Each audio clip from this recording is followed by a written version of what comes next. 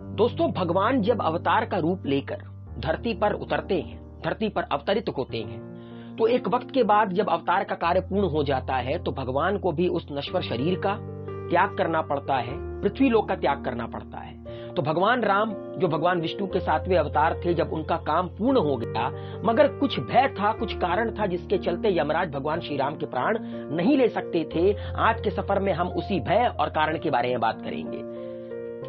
भगवान राम जो कि भगवान विष्णु के 7वें अवतार थे, भगवान राम का कार्य पूर्ण हो चुका था। एक बार बैठकर भगवान राम सोच रहे थे कि यम को मुझ तक आने दो, मेरे लिए बैकुंठ, मेरे धाम जाने का समय आ गया है। और भगवान बैठकर यमराज को याद कर रहे थे, क्योंकि प्रभु ये जानते थे कि अब उनका कार्य भगवान राम के तौर पर पूरा हो चुका है। अब उन्हें भगवान विष्णु के तौर पर वापस लौटना पड़ेगा, पृथ्वी लोक का त्याग करना पड़ेगा, अपने इस नश्वर शरीर का त्याग करना पड़ेगा। मगर प्रभु श्री राम और यमराज जानते थे कि जब तक प्रभु हनुमान वहां पर हैं, जब तक बजरंगबली अयोध्या में है, तब तक यमराज भगवान श्री राम क्या अयोध्या के अंदर फटक नहीं सकते। तो भगवान श्री राम कहते हैं कि कुछ भी कर कर हनुमान को यहां से हटाना पड़ेगा, अगर यम को यहां प्रवेश कराना है तो योजनाबद्ध तरीके से भगवान श्री राम अपनी अंगूठी जमीन के एक दरार में गिरा देते हैं और बजरंगबली से कहते हैं कि हे हनुमान, जाकर मेरी अंगूठी ले आओ। बजरंगबली जो सारे कलाओं में परिपूर्ण थे, वो उस दरार में अपना छोटा रूप कर कर, सूक्ष्म रूप कर कर प्रवेश कर जाते हैं। असल में वो कोई दरार नहीं थी, बल्कि एक बहुत बड़ी सुरंग थी। बजरंगबली चलते चले जाते हैं, चलते चले जाते हैं और अंत में बजरंगबली पहुंचते हैं कहां पर? नागलोक। नागलोक में उनकी मुलाकात होती है नागों के राजा वसुकी से। वसुकी से बजरंगबली कहते हैं कि प्रभु की अंगूठी यहीं कहीं गिर गई है, कृपया आप मेरी मदद करें।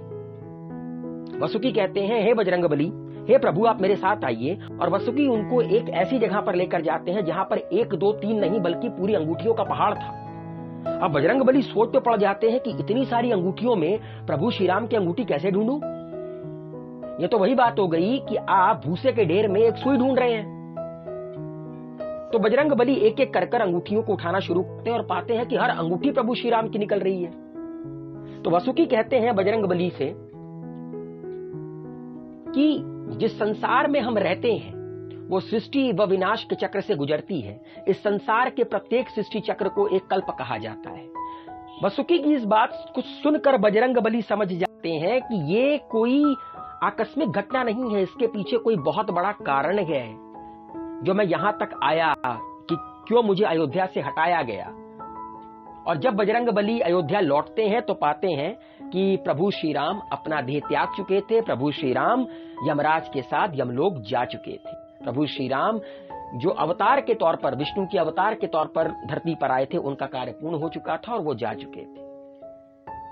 तो दोस्तों, यही कारण था, यही भय था कि जब तक बजरंगबली अयोध्या में थे, प्रभु श्री राम जानते थे कि उनके परम भक्त के रहते यमराज क्या बड़े से बड़ी विपदा उनको छू नहीं सकती। ऐसा रिश्ता था प्रभु श्री राम और बजरंगबली का। उम्मीद है आज की कहानी, आज का तथ्य आपको अच्छा लगा होगा। अपना प्यार बनाए रखिए, आर्यवर्त को सब्सक्राइब कीजिए। हेल्दी रहिए, सेफ रहिए, मस्त रहिए।